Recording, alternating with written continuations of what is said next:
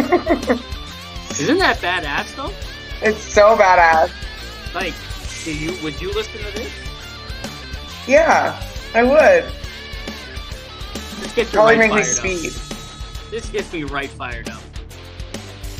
We're actually getting lyrics put into this here soon.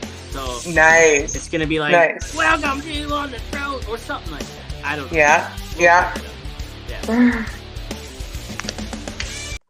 All right, welcome back to another episode of On the Throne with Dick. And shout out to Senjin Boychuk.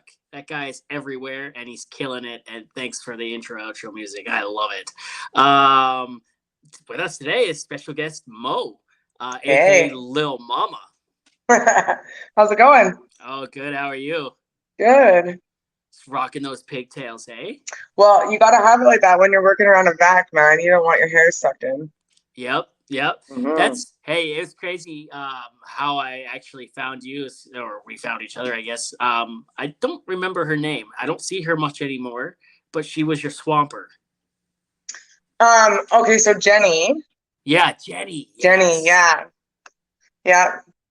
She was but you know what she's done? And I'm going to do a big shout out to her. So we were pipelining this winter and I just stopped the truck and I was like, yo, you're driving. She's like, what?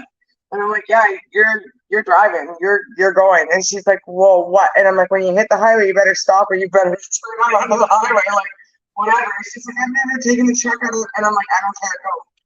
And we pipelined for the rest of the winter and she came home and our company paid for her class 1, so she went and got her class 1, and she's down in Hanover right now, so it's good.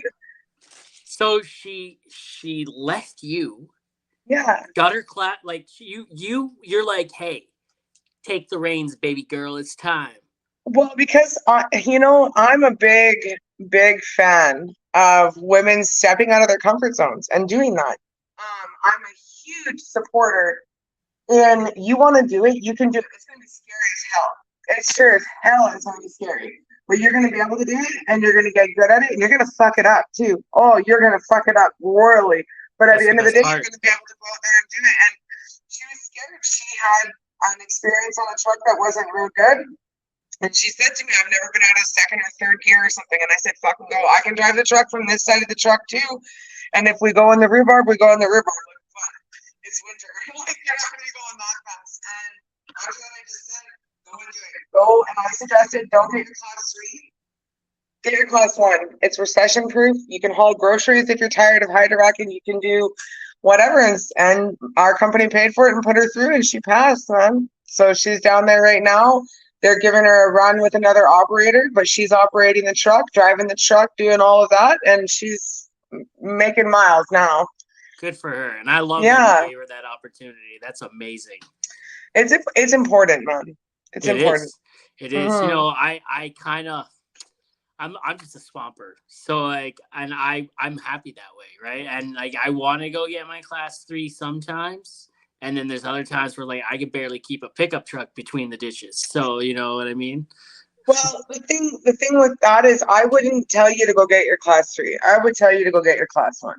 Yeah. If you're going to invest the time in learning to drive a heavy haul truck, okay, if you're going to do that, why not be able to drive all of them? So maybe one day you're not going to want to be on a vac or hydrovac or any of that kind of equipment or a combo unit or whatever, and you want to go and haul groceries around Edmonton, which, by the way, welcome to Edmonton. Hey.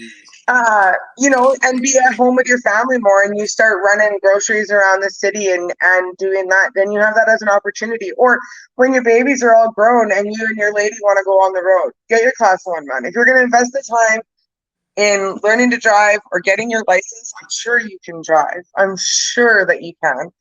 Then get your class 1. That would be what I would say to you. Yeah, I've been thinking about it a little bit, and then there are times where it's like, you know what?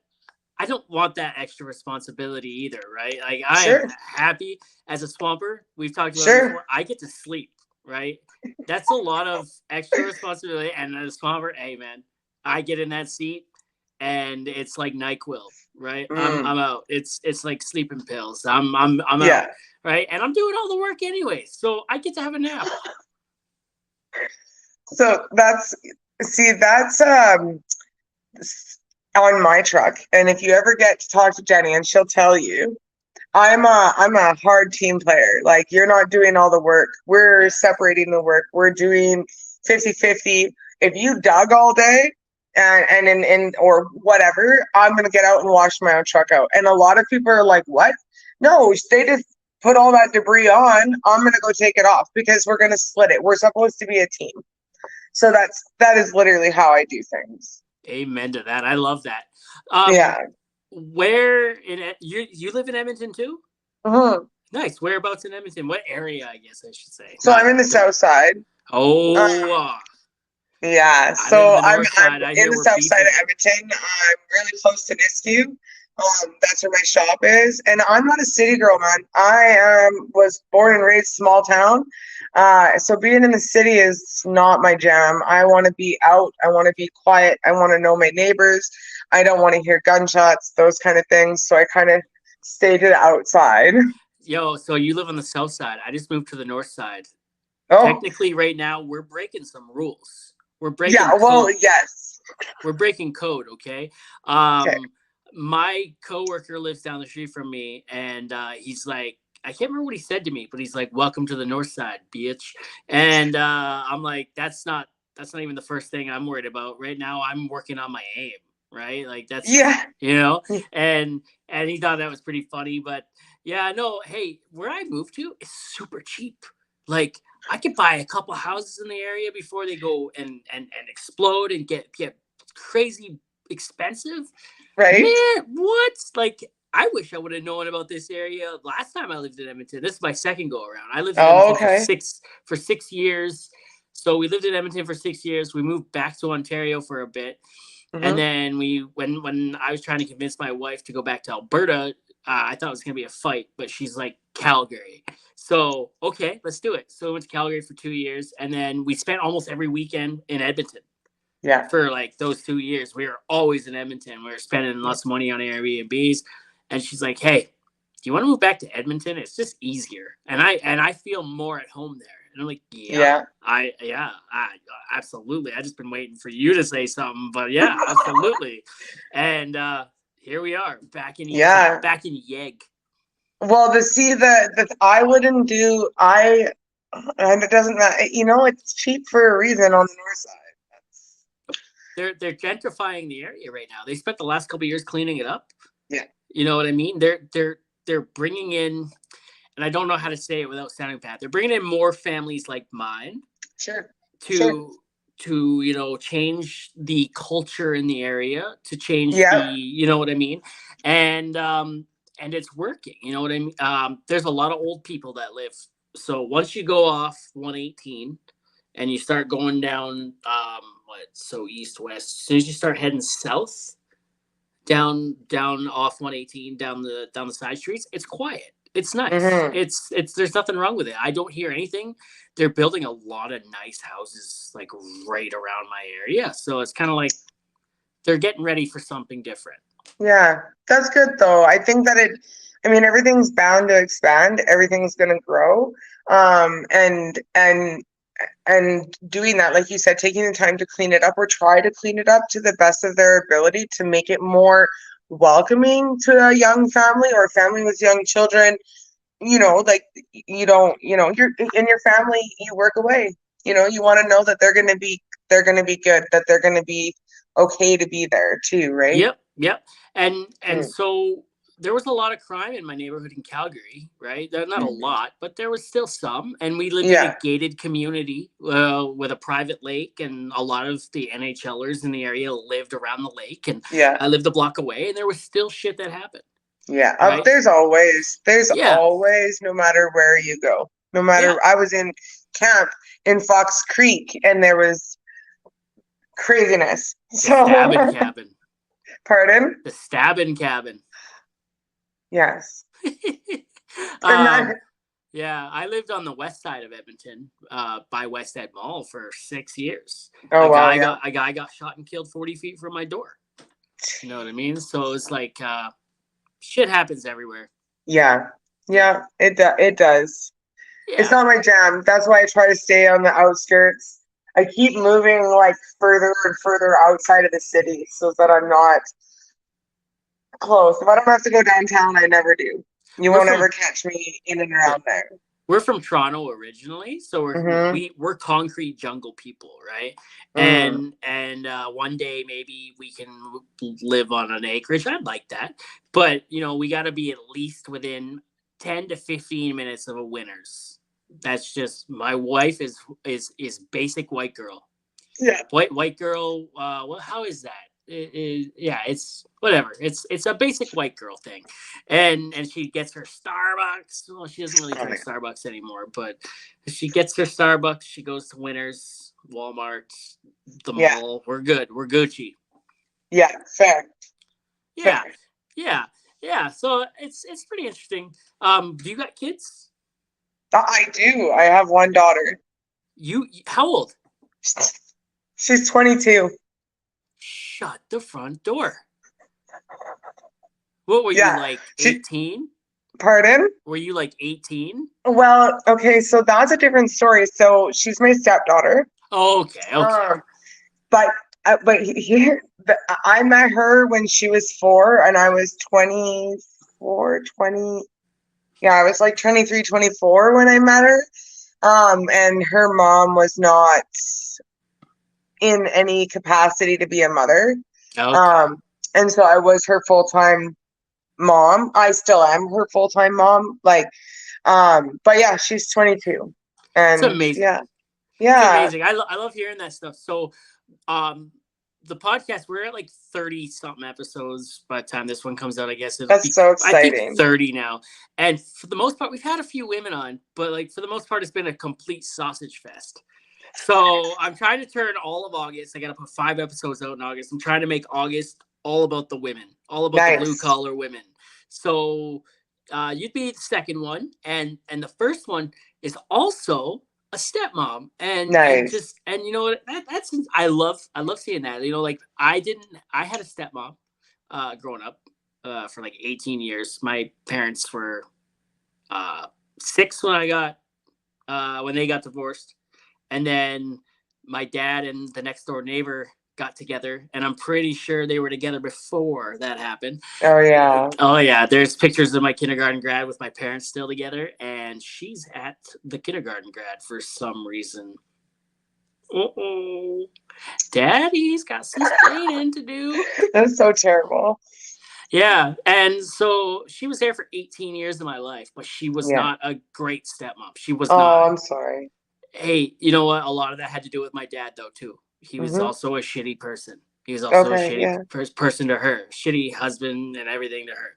So, like, she kind of walked into older kids, right? I was 6, and then my younger sisters, I might have been 7. They were, like, a little younger. So she walked into a shitty situation, and it was just years and years of kids that looked at her as, like, hey, you can't tell me what to do. Good luck, right? And she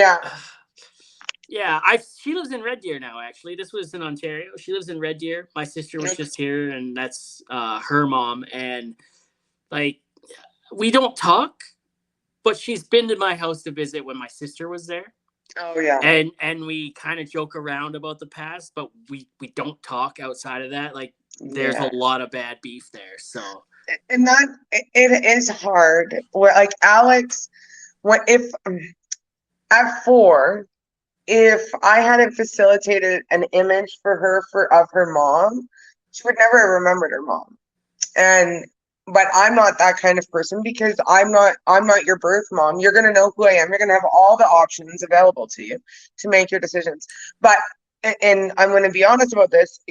Her dad and he facilitated that as well. Do you know what I mean? He facilitated growing that relationship between me and her and allowing that to come to fruition, allowing me to step into that role as being her full-time mom, though I wasn't her mom per se. Do you know what I mean? Yep. And it allowed the dynamic at home because she was full-time in our home. She never she had random access because her mom was in and out of rehab, like really terrible situation. Would go missing for 6 months and then all of a sudden reappear and be rehabilitated and want a piece of everybody's life and then disappear again. But he did facilitate that in order for our relationship to be the way it is. She doesn't look to anybody else for that parental role, but also she was a little bit younger, where your memory, if I wasn't, like I said, facilitating that relationship or image that I'm not your mom, I'm your stepmom, and we built it up, but you also have a mom, whatever that is, however that looks. She gave birth to you, you know what I mean? And here's your options in that, do that. But her mom, her actual mom, will just blames me for everything. Not her coke addiction, just like the I was the one who ruined her relationship with her child. Oh. But well, honestly, you have given her a great role model because I don't know if anybody watches your videos and what I see when I watch your videos, like you're badass, right? Like you got this rough and tough exterior, right? And I think that might be something you've had to maybe put on as a woman in the industry. I don't know. 100%. Everybody will say to you, and they will say, I have an RBF when I'm at work. Like, it is a brutal. They will tell you that I look mean as fuck. I'm not approachable at work unless it's about work. So if you're my straw, you're my foreman, you're a site soup, you're coming to talk to me about a job that needs to get done, awesome. And I'm gonna jump out. I'll be like, "Hey, baby, what's going on? What are we doing? You need me to suck your hole? Let's go." But until you've made that initial contact with me, because I have to do that. I have to wear oversized coveralls. Everybody asks me that. Why don't your coveralls fit? I wear baggy coveralls because if I don't, it elicits an entirely different response than I want. I'm there. I'm going to do that job. No, I don't want to be more sexualized than any woman in a blue collar industry already is. And I will have that rough and tough. I don't tolerate bad behavior. I don't tolerate inappropriate comments. I'm there to do a job, whether I'm working by myself with a male swamper or with a female swamper. I'm there to do that job.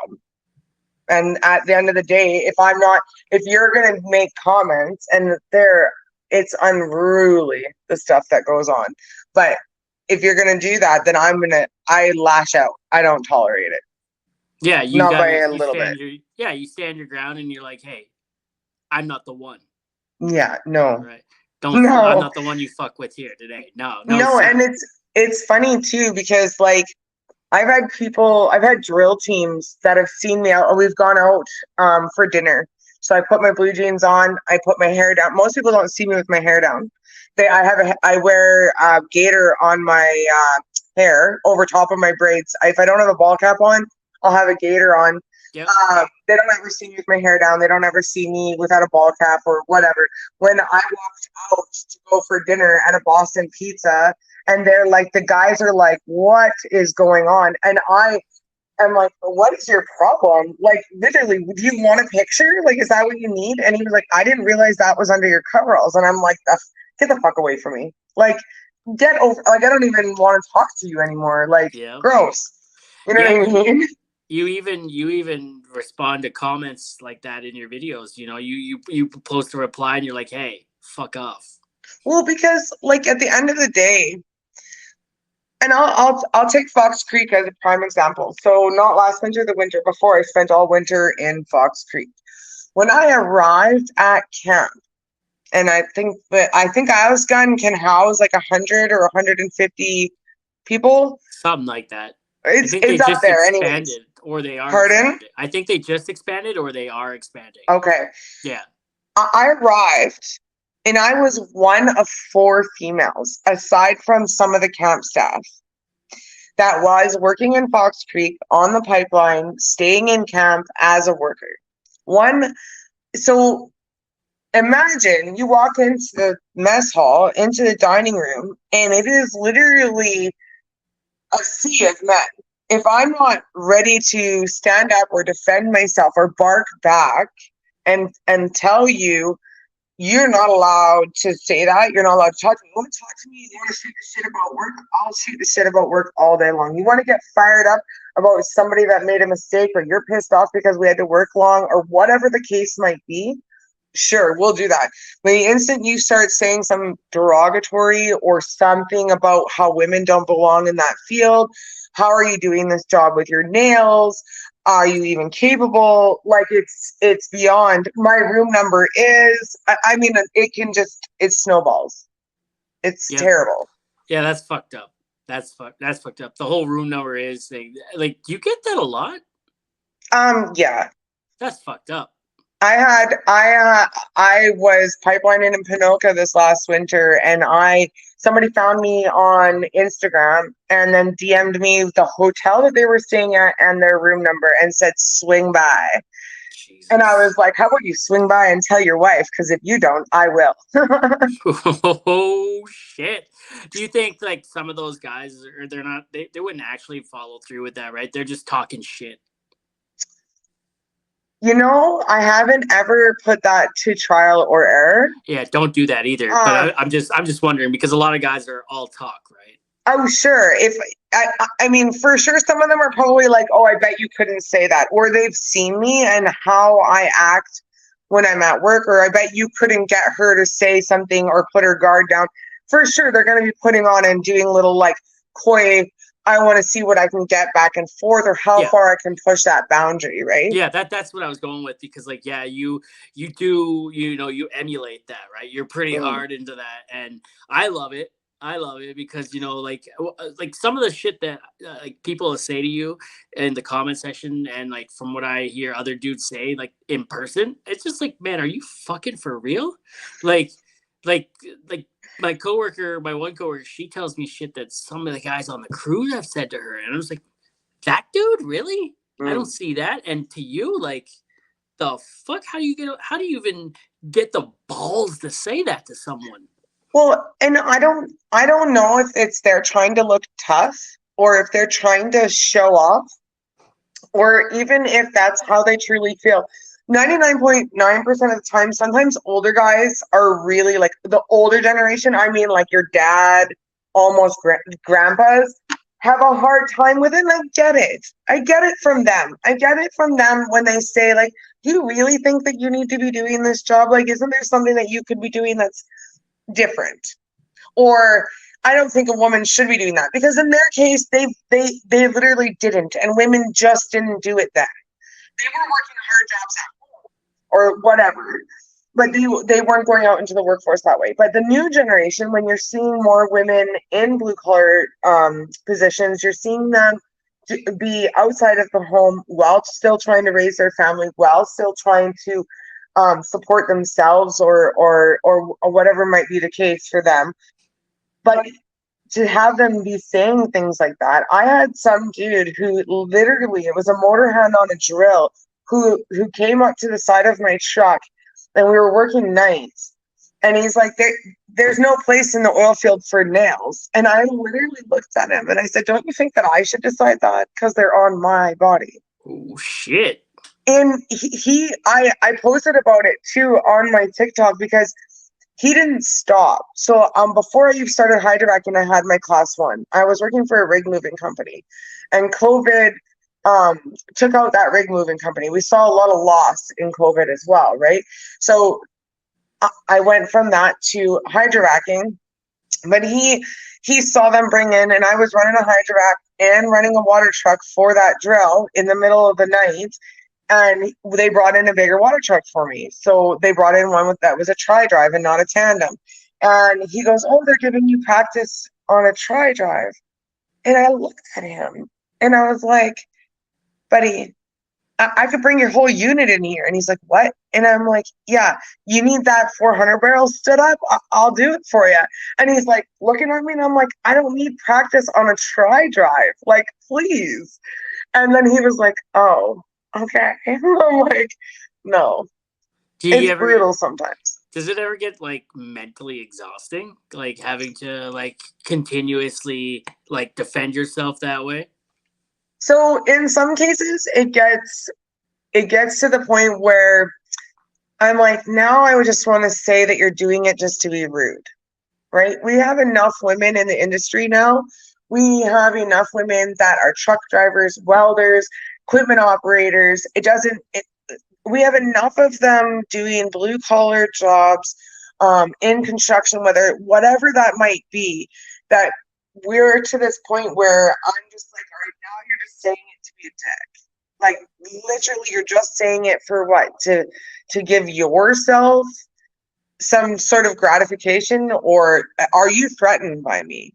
Is that what it comes down to? Now you need to say something because you're threatened by what a female, not me necessarily, but what a female might be doing in the industry different from what you would. Yeah, So, yeah, yeah, 100%. And I know, and I've talked about this before. When I come on site and there's a female there, or like a woman, you know, I am my A game. I'm bringing my A game because I know she's bringing hers, right? And like I know she's gonna kick my ass, and we gotta. It's healthy competition, I guess, maybe, right? yeah. We're elevating each other, right? Yeah, And I do that with guys too, and I've of said that course. before, where like if there's another guy on site and I know he's working his balls off, I'm also going to be doing it too because, in my mind, I want to be the hardest working guy on site. I Yeah, want to be that guy. I am not going to get kicked off site today before that guy or that person, right. right? Yeah. Yeah. I know Yeah. that for me, because I don't I also don't I like to be girly. Come on now. Like I like to get done at when I'm not at work. Like I mean I work today, I probably still have mud in my hair, but I like to get done at. So when I go to work and I'm hard and I'm there to do the job, I don't necessarily also emulate that really feminine where they might be able to like come in and push those boundaries. But I've worked around the area long enough, and there's not a ton of female operators that they already are knowing who I am, or like requesting that I'm going on that job or going over, you know what I mean? So then there's that. And you start to build your pipeline family, your oil field family, because you're seeing similar faces all the time. Yep. And then there's ones that support it and ones that get angry because you outwork them and look better. So That's speaking of the pipeline oil field family, TikTok's been really good for that. mm, One person who kind of reminds me of you, and you remind me of her, Mud Sloot, right? Like yes, you yeah. guys are kind of, you got the nails, and hey, you want to comment on the nails? I'll show you how it's done with nails. I love It's that. lots of people. If I had $1, and I made a post about it too, if I had $1 for every time I had somebody ask me how I do my job with my nails, I wouldn't have to hydrovac because I'd literally be a millionaire. And when they see me take my glove off and slam my hand into my 8-inch to fucking pull a rock out because it's jammed off or something's gone on, and they're like, "What's going on?" Like they're just there. I like them because I am feminine, and I do want to look feminine too. But it's just who me. You know what I mean? Like that's just what I've always done. But they're always shocked when the gloves come off and I'm signing paperwork, and they're like, "What? What was that? How do you do that job?" Right? You get it Yeah. from consultants sometimes too. They just look and they're like, "Whoa." Yeah, consultants, because I'm always signing the paperwork, right? So then Yeah. they're like, how do you do this? And I often say, I'm not a little bitch. First of all, I'm going to work with my nails. And then afterwards, the shock value of that just wears off. And I'm like, honestly, I'd hurt myself more if I didn't have my nails than I do having my nails. I do not break my nails hydrovacing. I do break my nails opening a can of Pepsi, though. But hydrovacing, I don't. So Man. it's, Um, yeah. yeah, no, I just love seeing it, like it's just I love it. I love your ferociousness, your ferocity. What the fuck's the Yeah. word? I don't even know what the word is. But Yeah, your ferociousness. Is that a word? That's Yes, a word. that's a word. I think it's both of them. In my opinion, were very valid words, and I understood what you were saying. What do we know? We work in the oil fields. We're dumb. Yeah. Well, that's what everybody's. That's I get. Like I've heard so many things about hydrovacs. They're the carnies of the pipeline. They're always like these grubby, and it's true though. Like I will go to work, and when I am done, sometimes I'm covered head to toe. There was no way I could stop that from happening. Nope. Whatever. Nope. I love it, right? And like I've made that the focus of a lot of my videos. I won't make the video until I'm covered. Yeah. Right. I'm like, yeah. You know, fuck it. Yeah, this is good enough. Let's fucking make it. Right. Yeah. And it does better because you're dirty. You got your PPE on, and the algorithm pushes that. Right. Yeah. So yeah, I could literally say anything I wanted to in a video, and people would look beyond that and be like, "You're grubby. You're dirty as fuck. What's wrong with you?" And it's like, yeah. Oh, cool. You just missed the point of the video. But all right. Yeah, that's fair. Yeah. I don't get a lot. Like I have posted and I don't post. Like I just post sometimes when I'm like, oh, I'm not a continuous like everyday poster. And then sometimes I'm so freaking busy I don't even have time to use the washroom. So I don't have time to TikTok. Like Yep.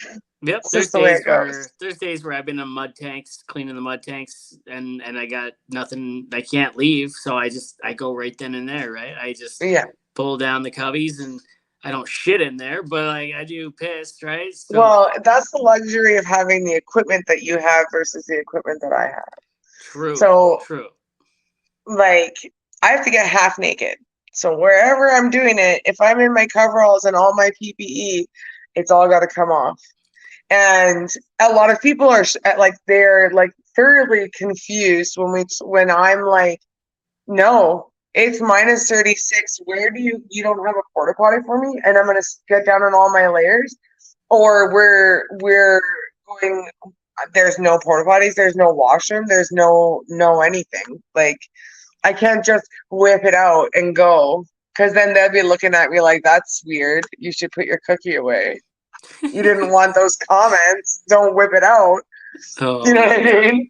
So I've also heard from a lot of like employers, that they prefer women operators because women typically are more gentle or easier on the equipment, and they won't break it. They spend less money on mechanical shit. So I mean, that's yes and no, because depending on the equipment that you just have in general, how it's going to run, how it's going to operate. Do I go through and be calling my mechanic all the time? No. Is there wear and tear that happens? 110%. Like right now, my truck the blower's gone. There's like filings and stuff in it, which means that the bearing's going to let go very soon. Can I control that? Can I stop that? No. Am I able to visually see it, feel it, or hear it? No. So there's no way for me to predict that that's going to happen. It's just going to happen. Do I go and get pissy and rifle tools down the right of way or around the lease that I'm working on? No. Have I seen men do it? 110%. But do I see women being less rammy? Maybe you didn't have to drive on the Big Stone or Tony Main, so you kind of have to, like there's a place for that gentleness too, right?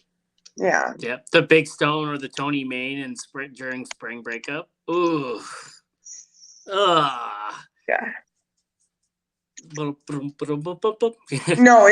it is way worse than It is like you are flinging mud and you are just hoping that you don't have to grab a gear so that you don't lose any of that momentum and traction that you have. And nobody wants to chain up in the mud. Let's be honest. We have to, but we don't want to chain up in the mud.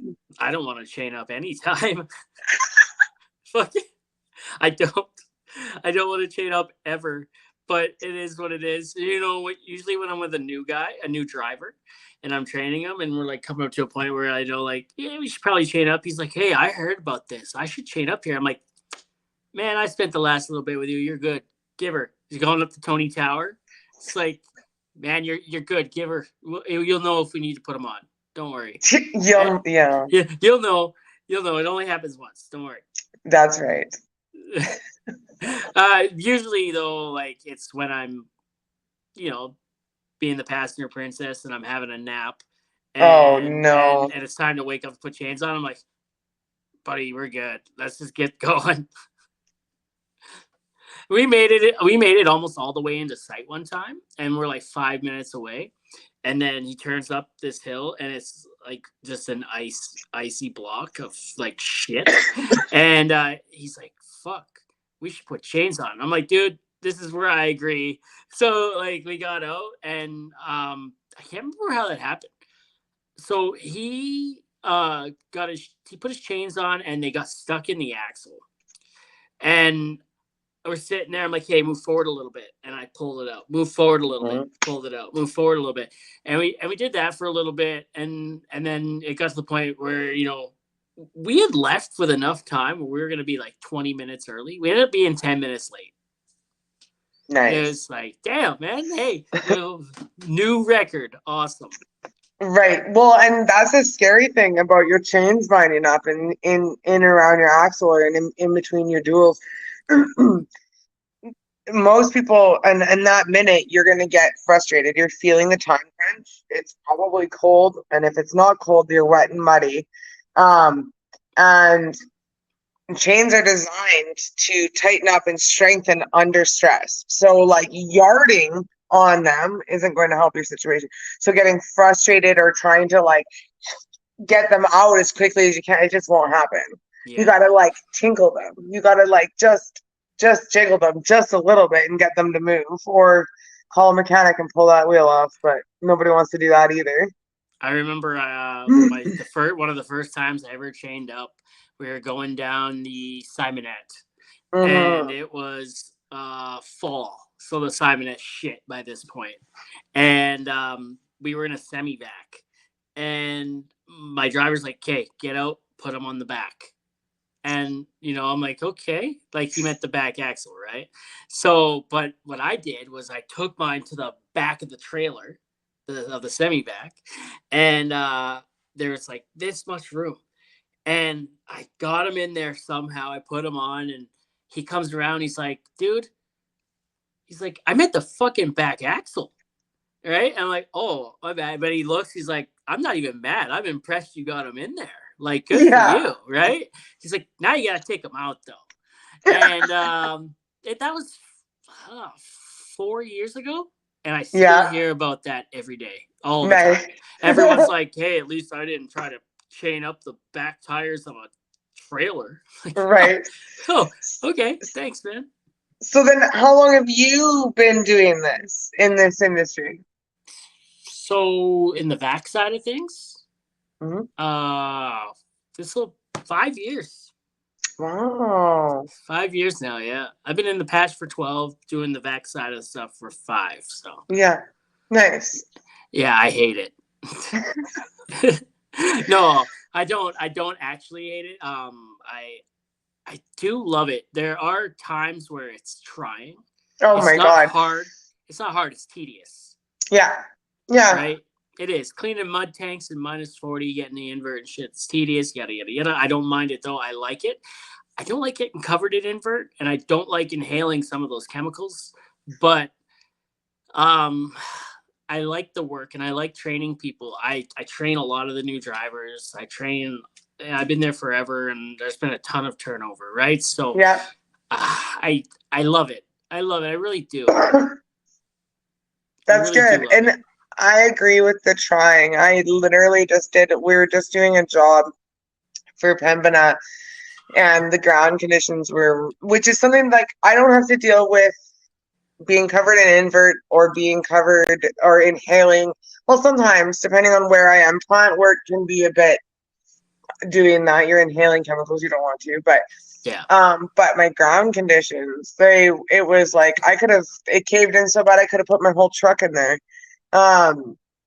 And it was just one of those jobs where we had to keep it small and tight, and we were going like 3.5 meters, 4 meters in the ground. So a lot of people, when we talk about that too, when I talk about like how big a depth is, when you look at an overpass and it's 5.5 or 4.2 meters from the top of the overpass to the top of the roadway, that's high. That's a lot of space. That's over I dig 6 feet, holes isn't that it? big.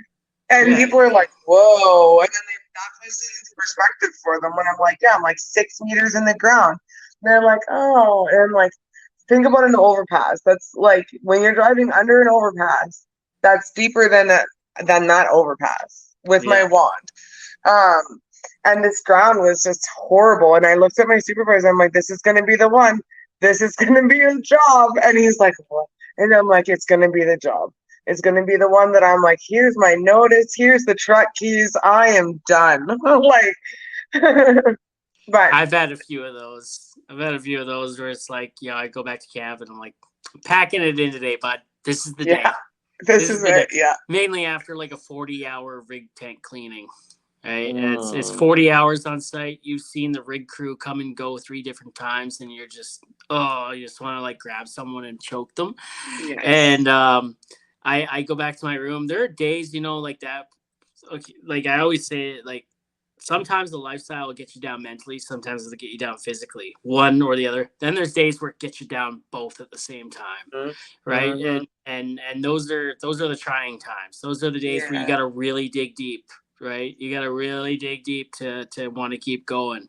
And actually, that's really that's I heard a quote a couple years ago. It said the oil field has given me more than just money. It's compensated me in more than just money. It's taught me the value of going and doing something bigger than myself. It's taught me the value of camaraderie. It's taught me the value of putting your feet on the floor and getting ready even when you don't want to. It's getting out of bed when you just can't, right? And that's what it's taught me. And that stuck with me. That was like, this is what, amen. Where else can you find the camaraderie? Like, it's unmatched. And I touched on it like a little bit earlier about that oil field family or that pipeline family. Because you do build that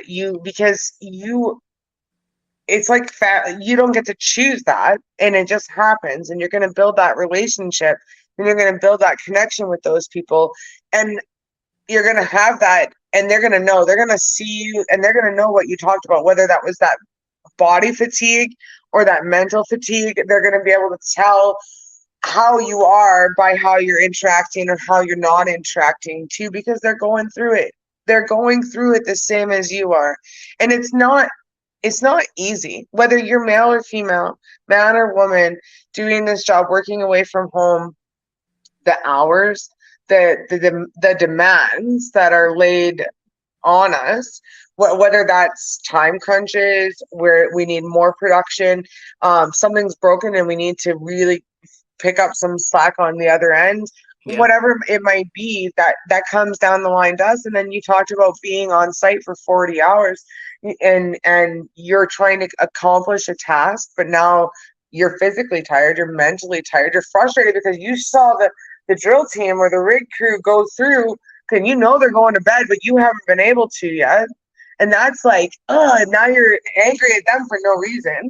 We've like, you're feeling frustrated or that little pinch or whatever it is. Yeah, you build that with those people that you're in the trenches with, essentially. I've learned how to sleep work pretty good. I can stand up, sleep, and still work at the same time. Oh yeah. Your eyes are open, but they're not. Right? Like they're very clearly open, but like you're asleep. Yeah. Right. And the one of the rig guys, he came into the tank one time and he was moving around, and then I startled him, and he's like, "It's cool, man. Just keep resting. I'm here to help." And he's like, "You've been here for 2 days, 2.5 days. Yeah. Chill." Right? Yeah. And that's on that's on a labor shortage too, right? Because this is another big problem we're experiencing. It is, yeah. Yep. We went. I didn't have a swamper when I came out of finished the job in Pinoca and we came home.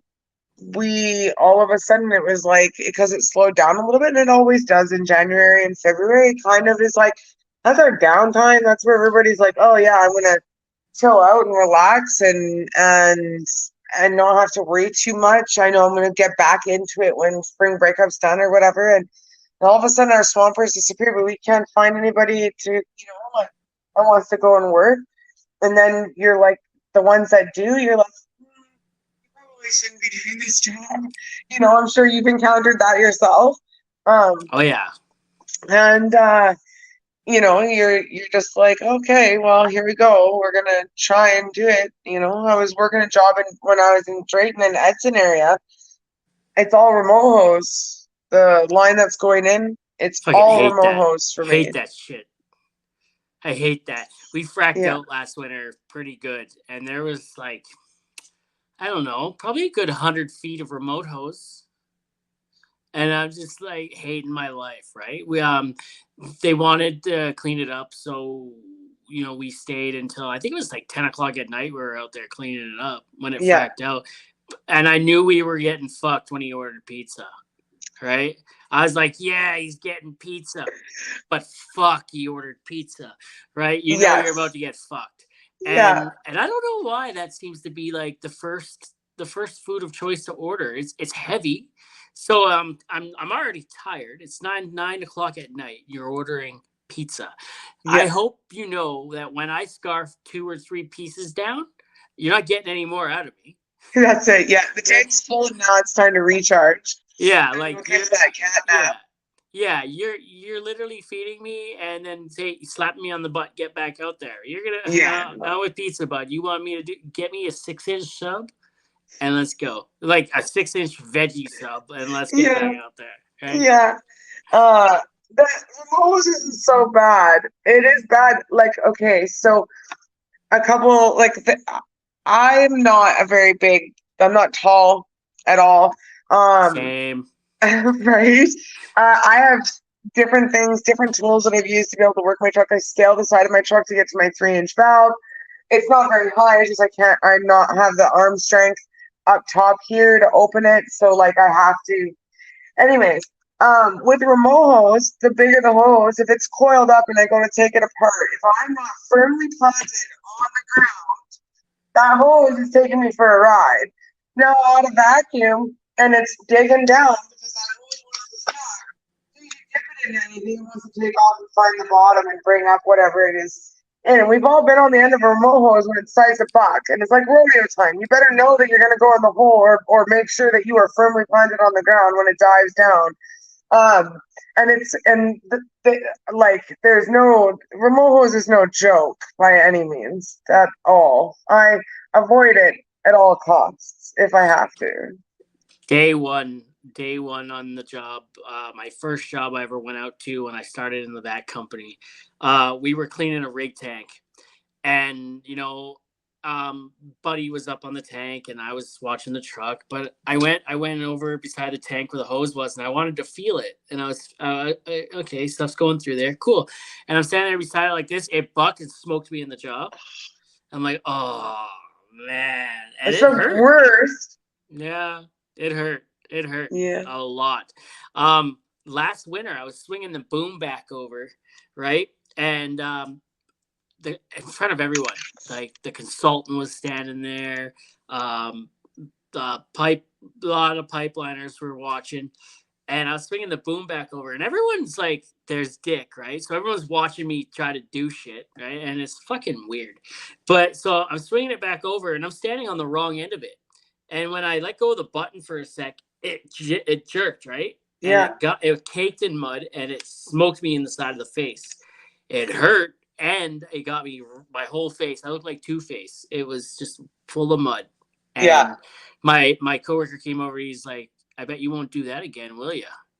And it's like, yeah, no, I'll No. stand fucking far away, and I'll hold the button completely down without lifting it, like without taking my Yeah. finger off. Yeah, and like I don't work on the pipeline side of things very often, so like Right. it was that for most of the winter I was on the pipeline, so I was like, fuck yeah, I got it. I had Easy Street. I was on Easy Street for most of the winter. It was good. It can. It when it you can. Oh, in I don't know how to explain this. Everyone is going to be different. Yeah. Every pipeline is going to be different. You've got a whole different ball game. Panoka for me last winter, man, we worked hard. We worked hard. Fox Creek, the winter before, we were on bore support. We did some locates. We were That's what hauling we were trailer doing. mud. It was pretty chill. I mean, it was worse driving conditions in Fox Creek than it was in Panoka, but Panoka was harder work, man. We were flat out. We were just busy and digging, and we were doing all the open cuts so that they could thread the pipe under an existing haul line. Yeah.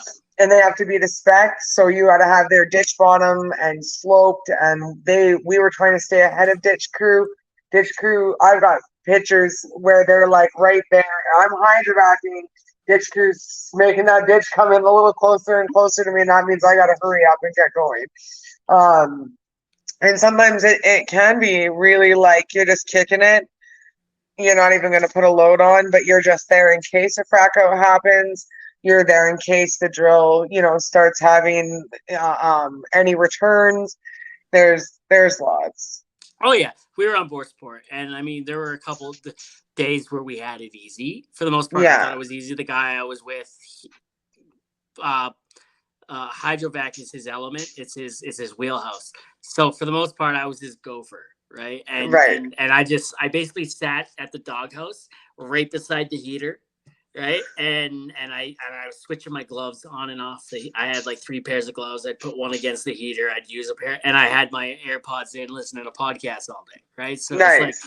it was easy street for me. It was great, right? It Yeah. was not cleaning rig tanks. It was not doing other bullshit. It was something different, and turns out like I wasn't really needed. I was just there for um I was there for decoration, I guess, and Yeah. just to be that extra guy in the seat, I suppose. Well, And and yeah, sometimes it's a requirement. We don't necessarily need to have a swamper or a support network. I mean, it's absolutely nice. I'm not even going to say a stitch about that. Being able to split the work or being able to share the workload is always nice. Some places, depending on where you're working and what you're doing, require that you have that spotter and that laborer on your truck with you. Just one second. yeah, I'm at home, so my dog's asking to go out. no big deal, no big deal. So Um, go ahead. oh, I was just gonna ask. I forgot to ask earlier, so I was gonna ask, where can people find you on social media? So I'm pretty like for if we're gonna talk about work, then TikTok is where I post about work. I don't dance on TikTok, and I don't I have a few that I've done that isn't work related, but for most part it's work related. So TikTok, I'm on Instagram, and Face. I have all the social medias. What are your names on there? Okay, so on Instagram is Mo Griffard, on TikTok is Lil Mama, and Facebook is Monique Griffard because Monique. that is my real name. Yeah. I like Mo better. So I go by Mo, and I've had a world. I have tons of nicknames: Moses, Mohawk, Mo, and Mo just works. And because, and again, in our industry, if I said Monique, my name is Monique, most people fall over dead. They're like, "Oh my God, that's so sexy. That's so this," and so I just say that I'm Mo. On my coveralls will say Mo. I go by Mo. Like that's most people will say, "I know Mo." Do you know what I mean? Yeah. So Well, I like Mo, and here's why I like Mo. Okay, and like when I think of Lil Mama, when I think of Mo Shirsty, right? yeah, I think like badass alpha female, right? Like you fucking you obliterate fools, right?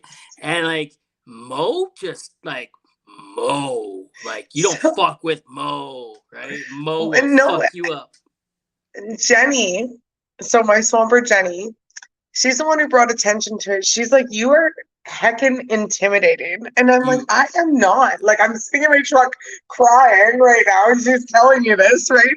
And she's like, you are stinking intimidating. Like, you don't realize it, but you are unbelievably intimidating. And I honestly don't realize it. I don't realize how it is. And she's not the first person to tell me that. And I just think it's a bunch of BS because I literally will be in the truck, like crying over a sad TikTok that I saw. And I'm like, I am not intimidating right now, but I do understand where it comes from. And I sometimes, and I don't know if other women in the industry feel like they have to almost project that they're larger than life to be able to be seen or heard, that what they have to say is valid as well. um I get I've said we should do it this way because this is going to happen, or we should not be working on that hole because I'm just going to cause a bell hole as soon as I stick my tube in there. I'm sucking all of it and it's gone. And I've said it time and time again and not been heard. And then the job, I do exactly what I say is going to happen. They say, nope, go ahead, do it. I want you to do it this way. And exactly what I said is going to happen happens. And then they're like, oh, we probably should have. Yeah, you probably should have. So sometimes I think that I have to be larger than, you know what I mean? I have to come off as that really big, bold, or intimidating. Like, you need to listen to what I'm saying. I have an opinion, and I had and this you is have the one of experience those. too. Pardon? You have the experience too, right? You've been I around. do. Yeah, I'm still a baby hydrovacker. Literally, I haven't been doing this for very long. I've only been hydrovacking. This will be my third summer, so I haven't Oh been. shit. Yeah, yeah, not long. Um, but that doesn't mean that I don't have a skill set. That doesn't mean I don't have a knowledge. That doesn't mean that I haven't immersed myself in making sure that I'm safe, productive, and knowing what needs to happen. I can be talked through repairs while I'm on the phone under my truck saying, this is what I see, what do I need to do? You know, how can I bypass it until a mechanic comes if I blow a line or something? How do I Yep. get my water flowing if my boiler goes down? You know, talk me through it. I'm pretty quick for that kind of stuff and I'll get it done. But, you know, like, so you kind of have to, I don't know, I think other women would say the same, that in the industry or in their job that they might have to push a little harder or be a little more kind of in your face. I'm here. I want to be seen and heard, and I want what I have to say be professional and valid and heard. When I'm somebody else maybe standing beside you would say the same thing and they'd be listening to you first, you know? Yeah. Yeah. Oh yeah. I feel that. As I'm a short guy who's I'm just a swamper, right? But Mm, I've been swamping for a long time, 5 years, right? And I know everything there is to know about the truck. I don't drive. That's all, right? mm-hmm, Now a lot of people don't want to listen to the swamper. A lot of people don't think the swamper knows what he's talking about. A lot of mm-hmm, people look at me. It's like, oh, get to work. Let the guys figure it out, mm-hmm. right? And it's like, okay, cool. Well, fuck you guys, like I'm Yeah, I'm here and I know a lot of shit too, right? But yeah, hey, if they when they start playing those games, I just walk away. I'm like, yeah. I don't care. I'll let you guys struggle with it. I actually intentionally I'll if sometimes when people start pissing me off, I'm like, oh, I don't know how to do that. And then I'm like, you do it. And then I watch them struggle with it. And then when I'm done fucking having fun watching them struggle, I go in and I'm like, oh, like this, and I get it Mm-hmm, done. Right? It's like mm-hmm. don't piss me off. No, well, and see, and that's what it. I had a straw do that. I turned down a job. They wanted me to slope over top of an active line that was in the ground. I'm gonna jeep the pipe, drop and rock on it because the ground was rock, like Not Little Rock, like Rock is going to drop on that hotline, and I'm going to Jeep it or break the line. And then that's on me. It's on my company to replace or excuse me, fix the Jeep, whatever. And I said, I'm not interested in doing that, and I don't think that it should be done. The wall is standing, the wall is holding. You're going to thread some pipe in. I think that you'll be okay. And he's like, well, come on, you're just going to say no. And I'm like, yeah. I'm standing down. He's like, well, you're a professional. And I looked at him and I said, exactly. That was my professional opinion. You did not want to hear me saying that because another truck had turned it down as well. Then they called me in to see if I would do it. Then I said the exact same thing. You need to put other safety measures in place. You want us to hydrovac and 45 a slope out for you over top of a hotline that's going to get jeeped. And that comes down on me. That's me that's going to crack that line or cause the company to say, well, now it's exposed so that the product or the pipe isn't going to hold up. It's going to go to corrosion. There's so many things that need to happen after you do that to a pipe. And he was like, well, you're a professional. That was my professional opinion. Thank you for listening. Next. Do you know what I mean? Like, no. A lot of guys don't want to be talked down to by a woman either, right? You're not talking down to them. You're just drawing your line in the sand, right? Well, and that's just it. Like I have a horrible time. I can't control my face. If you've made me or if I've gotten or heard something that was like you've said something I do not agree with what you're saying. What you're saying doesn't make sense and or won't work. It's all over my face. I'm like, what? No, that's no. Or if you say something to me, I had a straw that said I was staying in Camrose, so I was working pretty close to the road that we were on the road. And he's like, well, because you're staying in Camrose, you can stay later. And I looked at him and I was like, buddy, where I live is none of your business. And it does not mean that I get to stay later. You better be careful on what you're saying right now. Like, no, that doesn't work. Like, what? I love it. Do you know what viscosity is? What viscosity is? Yeah, you know what? Yeah, viscosity. Yes, viscosity is the thickness or there's different viscosities in oil. So an oil can be thinner, a medium grade, a thicker. The same for almost any liquid product will have a viscosity. Yeah. Okay. And when you're on the rig, right, they deal in the viscosity of the mud. That's right. And they got the mud man there. Yes. Where I'm going with it, I'm going somewhere with it. Okay. The podcast is sponsored by the Mudman. Yeah. So he deals, viscosity. They deal in shit that's viscous. And he uses fancy tools and hey, do I need to add more shit? Do I need to not add more shit? You know what I mean? www.mudmanmarket.com for all your drilling fluids and laboratory testing equipment needs. Nice. The podcast has a pretty relevant sponsor, I guess. That is an extremely relevant sponsor, and I think that is amazing. Hell yeah. The viscous or the viscosity question and conversations, the thickness of a load, you can only imagine where that conversation goes sometimes. Okay, so it doesn't matter how I say it. Okay, like let's be honest here. It doesn't matter how I say it. Okay, I am transferring a load. I'm going to get sucked off. I need to dump my load. I need to okay, so when we lag spread, so I've made a couple of jokes about that because hydrovac that has no capability of pressure. Okay, I cannot pressure off. So essentially I'm leaving a snail trail behind my truck. Yep. I'm opening my 8-inch and just letting it squirt. And it's all the time. All the time. Even when I'm being extremely professional or formal about it. So transferring my load would be the if I say that around and people they're trying not to laugh. They're trying not to. It's all the time. Oh all the man, time. yeah, and whenever as a vet guy, when we roll on and it's like, hey, I need you to suck something for me.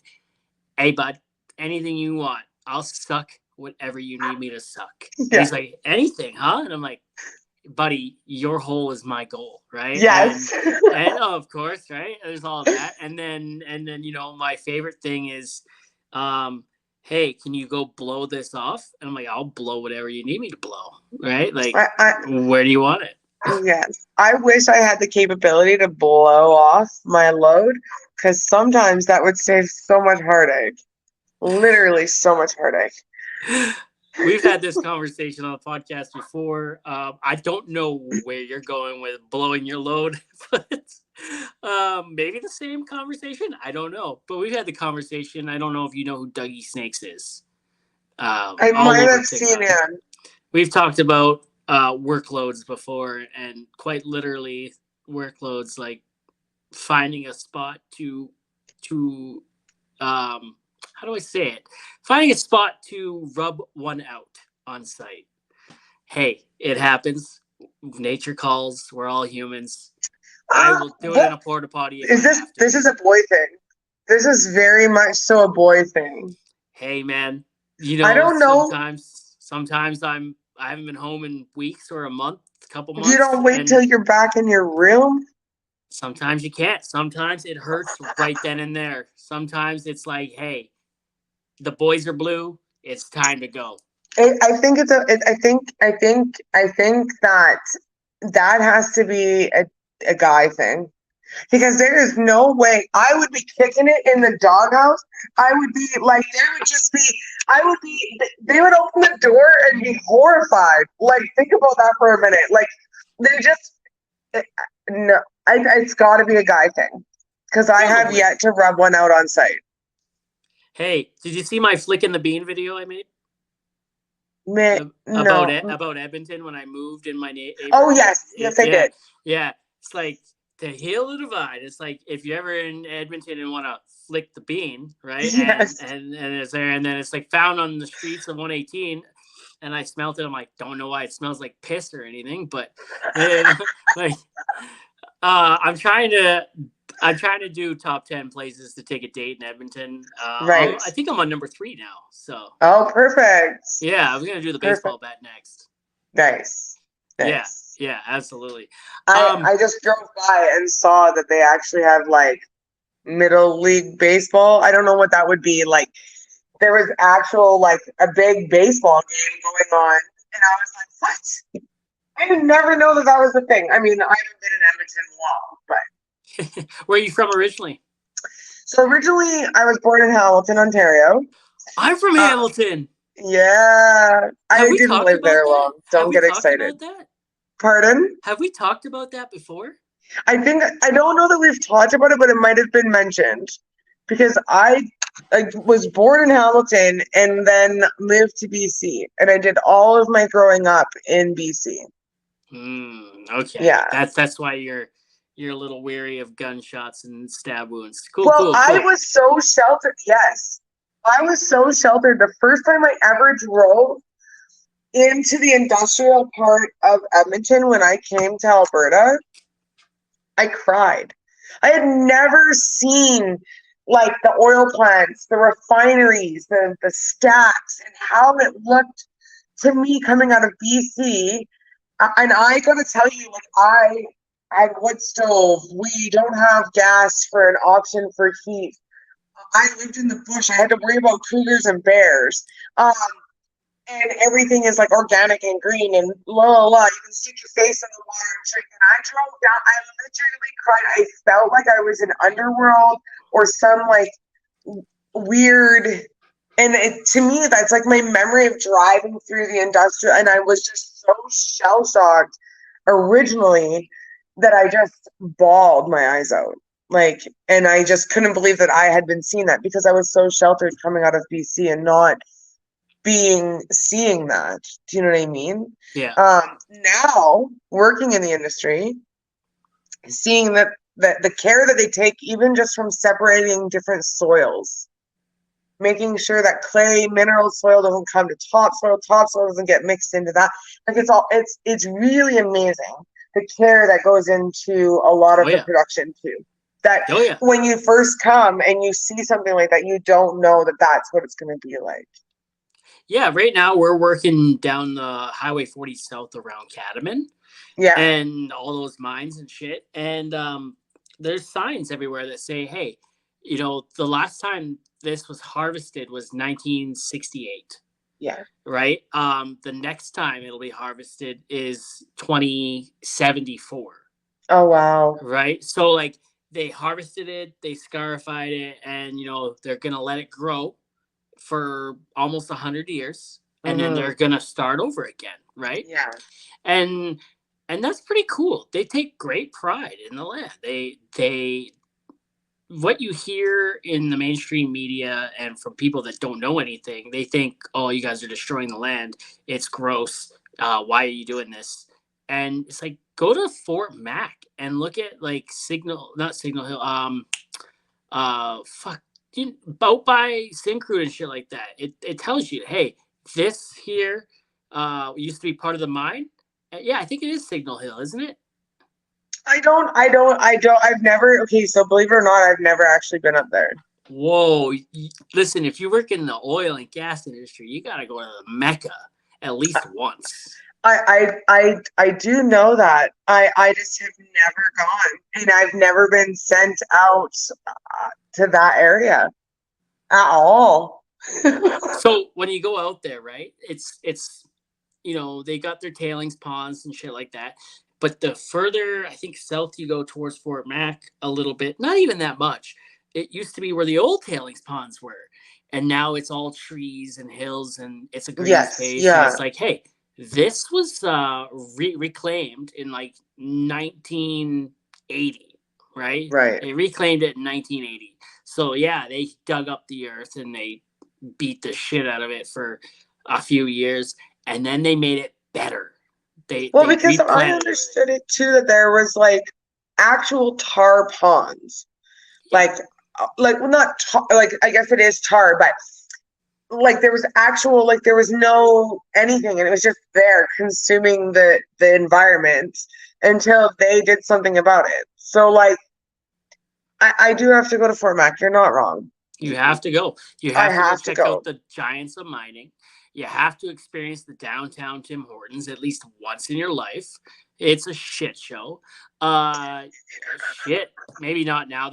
There's like 3 or 4 Tim Hortons there now, so it alleviate a little bit of the stress. You need to experience Highway 63. You need to experience the bridge to nowhere. The super test. You need to experience all that shit. That is, as people that work in oil and gas, you need to experience Fort Mac at least once in your life. Okay. I will make sure that gets on the bucket list. 1/3 of Canada's oil and gas comes out of Syncrude every day. Yeah. That's insane. It is insane. All of it, you know, like, and I talked about coming out of BC into Alberta. And I did. I 100%. This is my 9th winter in Alberta, so I've been here. I'm nearly a resident now. Like at that point, like I am. Alberta is where I'm from. But the heart to, like you were saying, about the care, the pride, all of it. The fact that we're producing that much product coming out of our here in Alberta for Canada, for, you know, like that's remarkable. And to think about, on the grand scheme of it, I'm like a little speck of pepper in the whole plan to make sure that happens and goes off so smooth, or without damaging the environment, or without, you know. Yep. Absolutely. Isn't it? It's amazing when you think about it. And as vac haulers or hydrovacers, I've talked to a couple frackers once, and we were cleaning up they were rigging out where they were moving on, and we were cleaning up their shit. They were cleaning up the Halliburton's spill trays one time, and they're like, "Thank God you guys are here," and I'm like, "Yeah."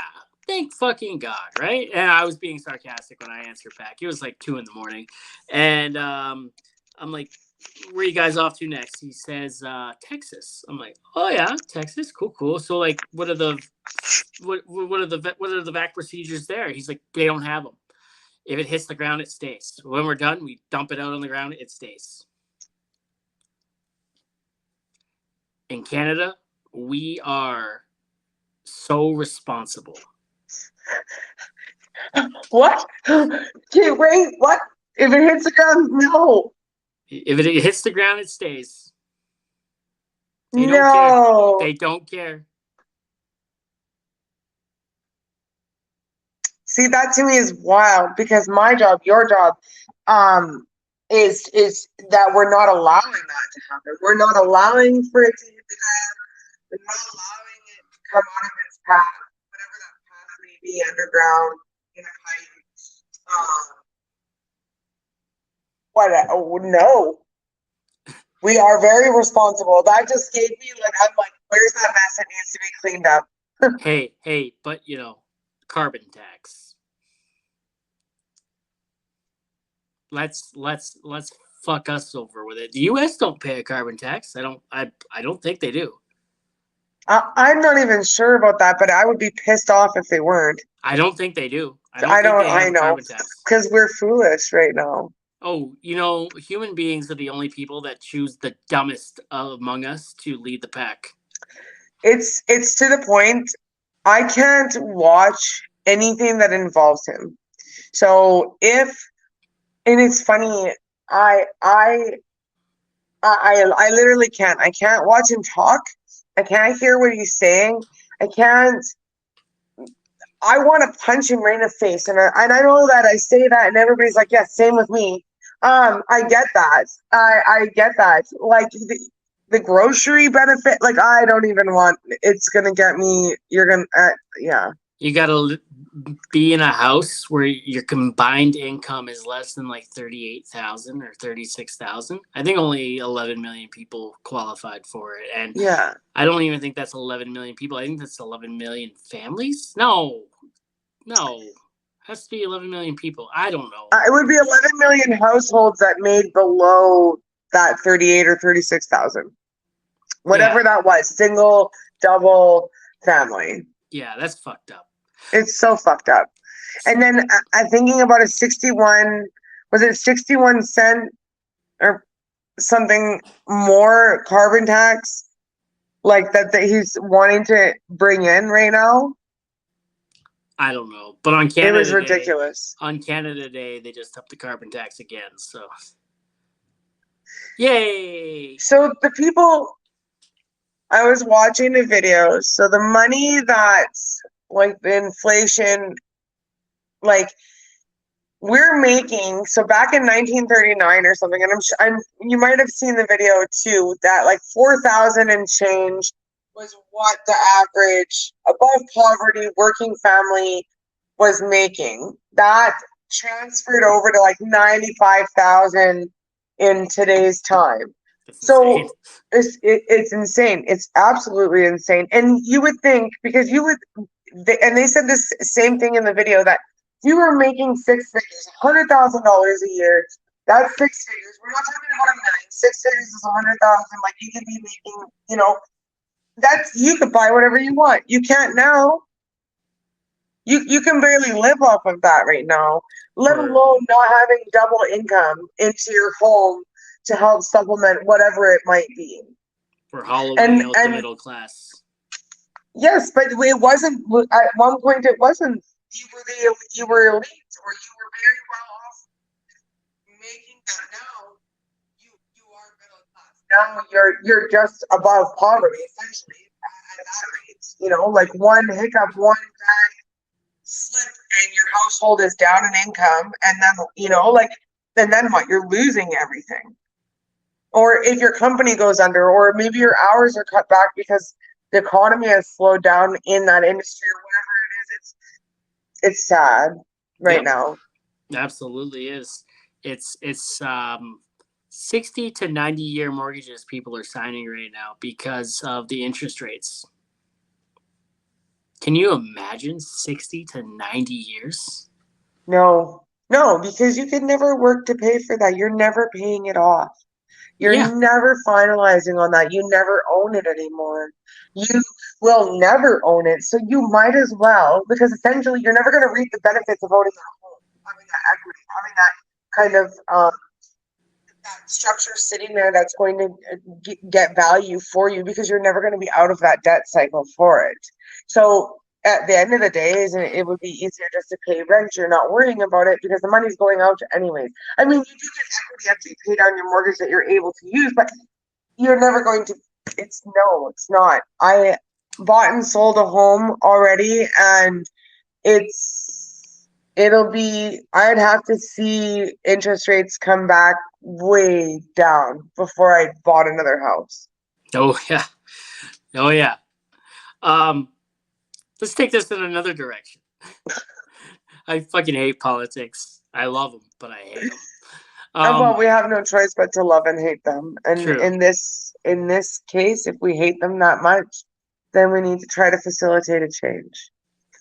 We've tried, and we might be heading to a fall election here, so I hope so.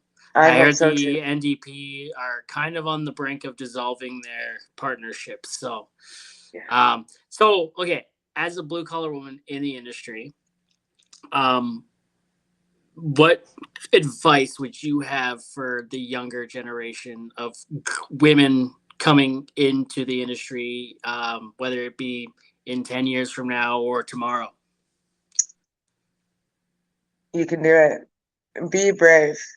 And uh, don't don't let it be so intimidating that you stop yourself from moving forward, and find yourself somebody that's going to encourage that for you, whether that's another female or, and this is going to be a selfless plug to my company because they have been phenomenal supporters of women in the industry, a company that will stand behind you, and if not a company, a supervisor that will, because you are going to be met with lots of challenges, physical challenges. I am not nearly as strong as you are, or nearly as strong as those, but you're going to find ways.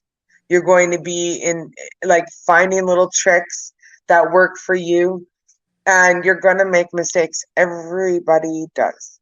Everybody does. And you just need to go and continue to do it. When I first started hydrovacing, I'd have never had seen a hydrovac. Okay, never had seen a hydrovac. And I started out swamping, and then I was like, no, I want to be an operator, and that is what I'm going to do. And that is what I did. And you have to just set your mind to it and know that you're going to be, men face the same struggles. So it's not just that it's a female struggle, it's a male struggle as well. Men have fear, men feel that somebody's going to be better, or they don't know what they're doing and they're going to be embarrassed. Everybody, kind of humans across the board, are going to have those kind of same things. And the first time you chain up and you go down a hill, you're going to be scared. You got to just trust it. The first time that you slide a little sideways close to the ditch, it's going to be scary, and you're going to be wondering if you need to jump out of your truck. You know, like there's going to be times, but they're going to be far more times at the end of the day that you're like, fuck, I I did it. Fuck yeah. I fucking nailed it. I killed it. I'm being told that I did it. They want me back to accomplish the job, or whatever. You know, like, just do it. If that is what you want to do, then fuck everybody else and just do it. I think Nike sponsored that speech. No. I love it. Just do it. Well, the thing is like, there's not. I'm going to tell you the same as what I told Jenny. She was nervous. She was scared, and I'm going to talk about that because she had never been in an encouraging environment that allowed her to kind of go through the jitters or whatever. You are more capable of doing it than you're giving yourself credit for, and you need to trust yourself to do it. Are you going to make mistakes? Yes. Are you going to blow a shift in an intersection? Yes. Are you going to maybe run over a cone or back a little too close to a jersey area? Yes. Yes, yes, yes. Those are all things that are absolutely going to happen. But are you going to be able to do it? Yes. Definitely. If you can see it, you can believe it. You could. That's from a song, I'm pretty sure. So if you can do it, you can believe it. Something like that. Something like that. I think that a lot of women. Here's something that I've said on my TikToks too. We don't look at a female bear as less than. We don't look at a female lion as less than. We don't look at a female dog as less than. When we see two dogs, male and female, we're not like, oh, that female's not doing nothing to me. No, we are fearful of them. You're just gonna walk up to a female bear and be like, how's it going? No. Why do we do that for the female species? The human species, we're more than capable. Damn. More than intelligent enough. We're more than strong enough. Like there's lots of things. That's fucking deep. Well, I mean, it's true. It's true. Holy shit. You wouldn't look like that's what I said it on my TikTok. You don't look at a female bear like she's not going to do damage to you. No, you're shitting your pants and running the fuck away. Same for a female dog, or like why for humans? Why for humans? Right? Damn. That's fucking good. I like that. I gotta steal that. So before we wrap this up, I like to ask one last question, and I ask it all the time. And so Mount Rushmore has 4 of the most influential people, I want to say, in North American history on it. Not just America, North American history, right? If you had our Mount Rushmore, who would be on it? 4 of the most influential people and people you look up to, and why? Why are they there? 4 of the most influential people that I would look up to. Who has shaped you? Yeah. That's a hard one, man. That's a fucking hard question, buddy. Like, there has been so much people in my world, so much people that have helped shape me, helped support me, and I cannot just pick 4. That's not even fair. Like no, there's like I would have like the entire Rocky Mountains would be people that have helped shape me or support me, and like I there would be no like I have supervisors. My supervisor right now is, I mean, that dude. If I called him up and I was like, man, I need tampons, he would run to the store. Doesn't matter where we were. He would go to the store and get me tampons to my truck. If something breaks and he's under the truck in the mud, like he would be one for my hydrovac career. My mother, I literally cannot pick 4. I can't pick 4. There's not 4. It takes a village. Oh shit. Top 4 then. Like no, like a top 8 on MySpace.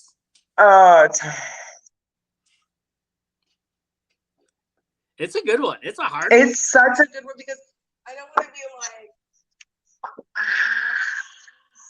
top 4 with a couple honorable mentions. Well, no, but see, even that doesn't work. Because there's okay. I had an extremely hard upbringing. My dad had all girls. He wanted all boys. He was a raging alcoholic. But if it wasn't for him being the person that he was through all of that really bad turmoil, I wouldn't be the person that I am today. And I know that's extremely cliche, and it could have went both ways. But I'll tell you what, like, I could say that shaped me. I could say that my supervisor who gave me my first shot and said, I believe in you. Do you trust me? And I'm like, yeah, man, I do. And he said, then listen to And I went, all right. And then he was like, you make it up that hill right now, you can drive any just at the bottom of an icy hill. I said, you make it up and make that corner, and I have all faith that you'll be able to drive wherever you want to drive. Man, I made sure I fucking made that hill. But there's so many people, and I'm not even talking about women that have made it in industry or made an invention or anything that would have paved the way for women. There's way too many people for four and some honorable mentions. I love it. I love that. No, And no, that's who is good. it for you? Oh shit! So I've been asked this a lot, and it's changed a little bit over the course of 30 episodes, right? From the first time someone asked till now. Um, so my dad's up there, but not for the same reason most people would have their dad up there for. Yeah. I look up and I see my dad there, and it's like a beacon of who not to be. A Fuck different yeah, path. buddy. I'm with you on that one, man. Yeah, you need to take a different path than what that dude did. Yeah. You look up there and you're like, be better. My wife, obviously, yeah. she is an amazing person. She has taught me a lot about myself over the years, and she's there to smack me upside the head when I need it, but there to pat me on the back and be my biggest cheerleader when I need that too. Yeah. My nana, I didn't meet her until 10 years ago. My dad was adopted when he was a kid, and after 50 years they found each other, and it's only been 10 years since that happened. So my nana, she's a beacon in the darkness, a light in the darkness. She's always got the best hugs and the best advice. Yeah. And probably this both my kids would be on one rock. They've taught me a lot, and they've helped change my life. Yeah. Like I was never having a bad life or never going down too bad of a road, but I didn't want kids. I didn't want kids at all. And one day my wife and I didn't even get married, and then I was like, fuck, let's get married. And then it was like, fuck, let's have kids, right? And because of the way my dad was, I never wanted kids. I was like, no, like, I can't. And then I figured my wife, the woman I love the most in this world, wants these children so badly. That would complete her. If it completes her, it completes us. Yeah. So let's do it.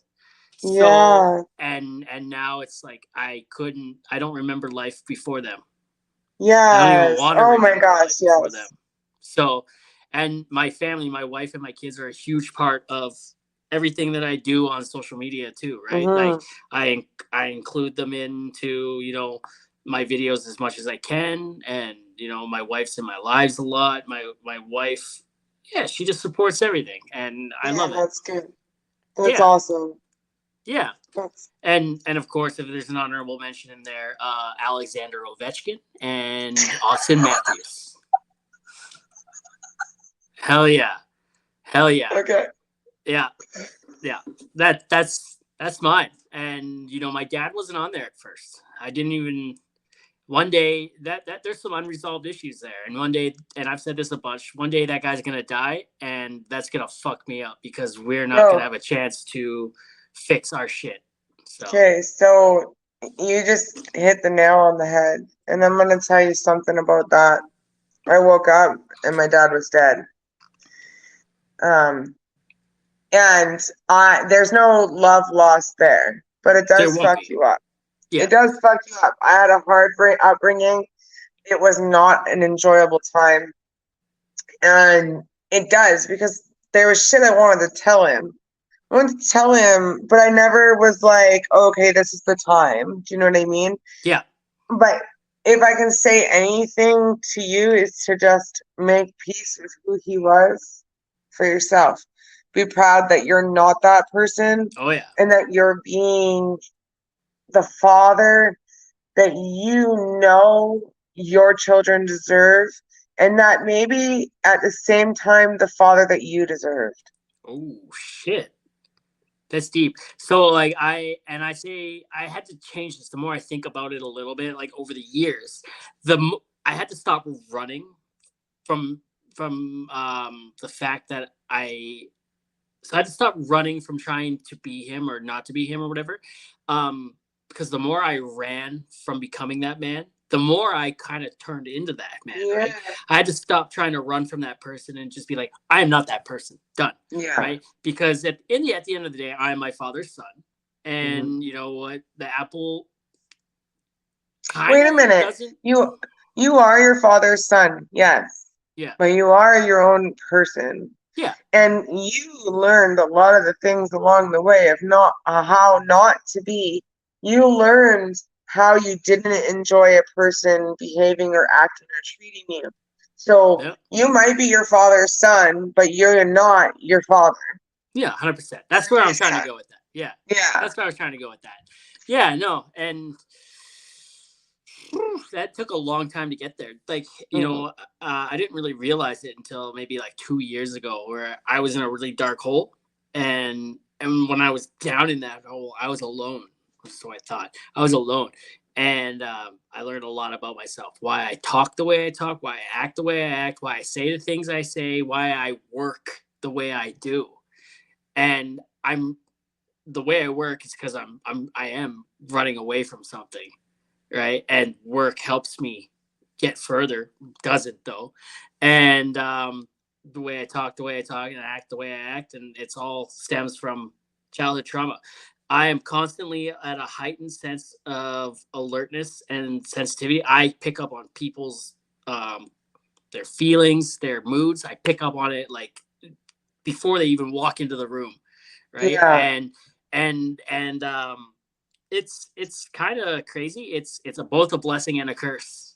Yeah. Right? Like it's my wife and I, we have a lot of fun with it, right? A little. All you can do is make fun of it, right? You can't be, oh, this is bad. All you can do is have fun with it, right? And just joke around. Well, you need to try. Yeah. Yeah. I work the way I work for the same reasons. And I recently just lost my mom as well. Sorry to hear that. Me too, man. It was brutal. She was my rock. She was an amazing human being. But she didn't want me to come home. She didn't want me to, quote unquote, waste my money to come see her in the hospital. I did. I left Fox Creek in a fucking heartbeat and I ran to her. But I also vowed that I was going to try and live a little more. That I wasn't going to work the way I work and not enjoy life because I knew how quickly that would be gone. You know? I work the way I work as a trauma response. Same when I come home. Everybody will tell you I have no chill factor. I go to work, I work 12 hours, I'll come home, cook, clean, dishes are done, all in the same night. People are like, what are you doing? Would you just relax? You know? Yeah. And that it is and I get that. So there's a song that I was turned on to in grade 9. A long time ago. Grade 9. It was summer school. This little punk rock girl was sitting like across from me, and I could hear her music. I'm like, what are you listening to? And so she let me listen. And like I didn't get the lyrics at the time. I just knew the song was good. Right? I'm like, this is a great song. And as years go by, for like 20 years, this song has been on my playlist. Right? Yeah. And as years go by, it only been the last like 10 years that you listen to the lyrics, and it's like, what the fuck? That's deep. So the song's called Silhouettes by Smile Empty Soul, and that's the band Smile Empty Soul. Text that to me and I'll listen to it. To that song. Oh my God. It's like, I don't want to live like my father. I don't want to give up before I die. And I don't want to live like my mother. I don't want to let fear rule my life. Right. Oh my God. Okay. See, you think I'm rough and tough until you say something like that, and you're going to make me cry on your podcast. Hey, that's my Dave Skylark moment. Okay. Has anyone other than Jenny ever seen you cry? At work or in? Yeah. No.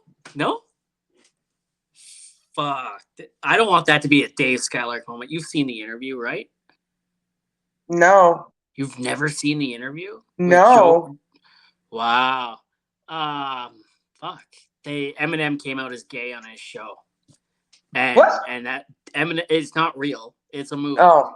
Eminem came out as gay on his show, and he's like, Eminem is gay. Yes, this is the greatest. He did it on my show. And I had a lot of people tell me a lot of things that they'd never told anyone or anything like that.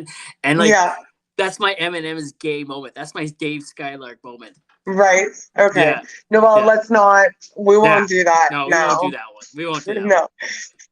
Well, I won't keep you too long. It's 10 o'clock, so yes. I got to call on my wife, too, and say goodnight. This has been a lot of fun. I really, thank you for coming on. I really enjoyed that, so. I did, too. I didn't know what to expect, because I do see your TikToks. So I didn't know if it was going to be super bratty and, like, back and forth, but I think that it was really more deep than anything, actually. Hell yeah. And I never plan, and I don't take notes because like I like to be just as surprised as people listening, and the natural flow of the conversation helps things go. We get into a lot of Pokemon conversations. Like Pokemon comes up a lot. Okay, I'm the wrong person for Pokemon. I don't know about Pokemon. I don't even watch TV. So well, you're 40, right? 38. 42. That's a little bit above you, right? Or below you, or I don't know. That you're a little bit on from that. Yeah. Here's something that'll blow your mind. We'll end it here, okay? We'll end it here after I say this. Everyone thinks midlife crisis is like 50 because 100 is like average age. Yeah. But most people live to be 70 to 80. So midlife is actually 35 to 40. Whoa. We're half dead. We're on more levels than one. Yes. And inside I'm fully dead. So yeah. Not really. No. Okay. Not really. Okay. This has been fun. Thanks for coming on. Yeah, you bet. Thank you for having me. Hey, Mo. You stay frosty. Definitely. Cheers. Have a good night. Yeah, you too.